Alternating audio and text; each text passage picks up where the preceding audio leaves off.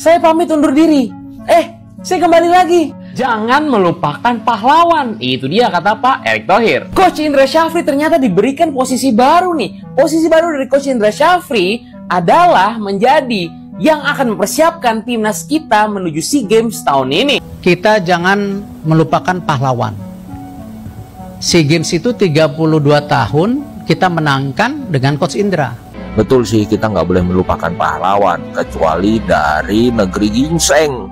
Kalau memang Indra Syafri ditunjuk sebagai pelatih SEA Games, udah otomatis berarti sasarannya, targetnya adalah juara, karena beliau pernah memenangkan emas di SEA Games waktu itu.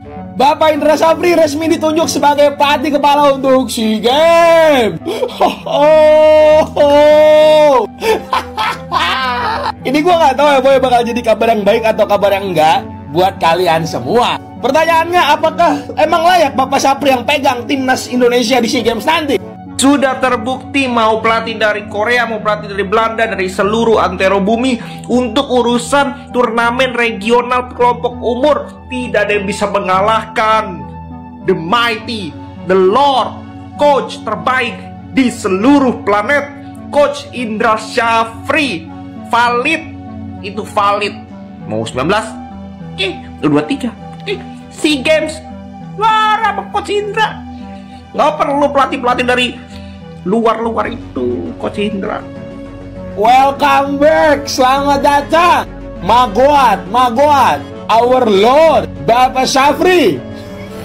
Buat ketua PSI, kalau bisa jangan diganti, baru kalah ganti pelatih.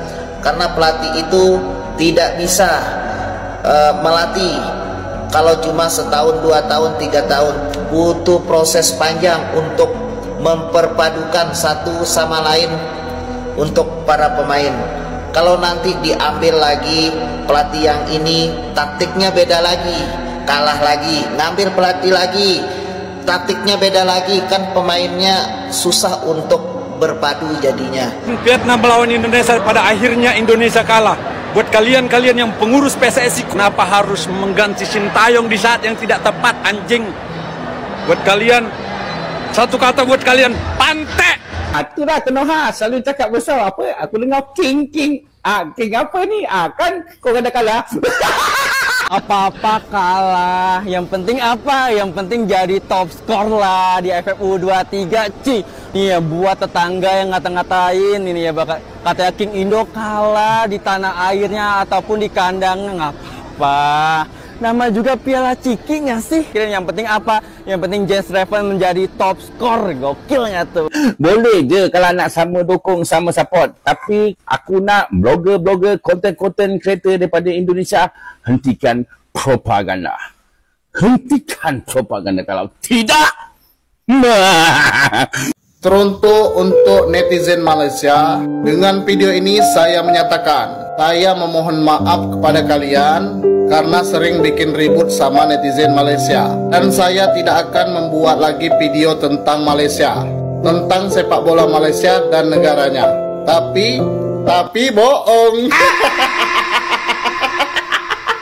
Mana mungkin lah gue berhenti, bos. This is Indonesia, bos. Minimal masuk final Piala AFF. Papa nggak juara, bro. Yang penting Indonesia di atas Malaysia. Malaysia, salam hormat ya buat kalian semua. Cobalah bersikap lebih realistis saja ya.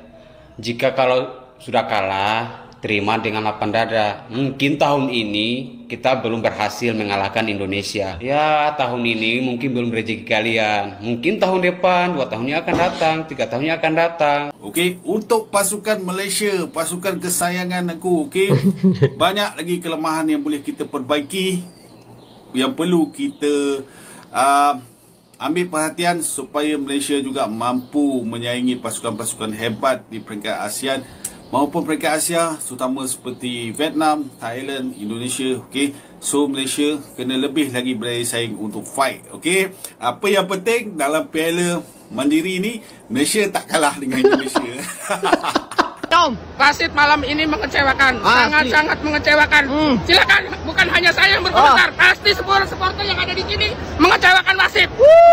kalah kerana wasit curang. Apa benda ni weh? Untuk sobat yang belum tahu, Vietnam menjadi juara Piala Mandiri setelah mengalahkan Indonesia 1-0. Setelah game usai, abang baca banyak komentar di TikTok Live dan video yang menyalahkan Koji Takasaki atas beberapa keputusan yang mungkin bias. Sejujurnya gue menonton game penuh kemarin dan sebagai penggemar sepak bola yang neutral, wasitnya cukup adil kemarin. Jangan lupa Takasaki juga menjadi wasit pertandingan Indonesia vs Malaysia dan juga Malaysia vs Filipina. Enggak masalah. Di final biasanya keras serta fizikal dan Takasaki memastikan pertandingan berjalan lancar dan idealnya tidak ada kartu merah. Kedua tim diberi kelonggaran di mana pemain diberi kartu kuning bukan kartu merah. Misalnya situasi Rehan yang menginjak tumit pemain Vietnam. Meskipun menguasai permainan di babak pertama, kesalahan Garuda Muda tidak klinis ketika ada 3 peluang dan pertahanan yang ball watching saat tendangan sudut Vietnam. Ketika Vietnam parkir bas, Indonesia lambat dalam mengalirkan bola dan tidak ada serangan tajam. Hanya satu kesalahan wasit kemarin. Pelatih dan staf Vietnam seharusnya diberi kartu merah atas drama di luar lapangan di minit-minit akhir. Perilaku yang konyol. Gimana guys pendapat kalian tentang game semalam? Komentar.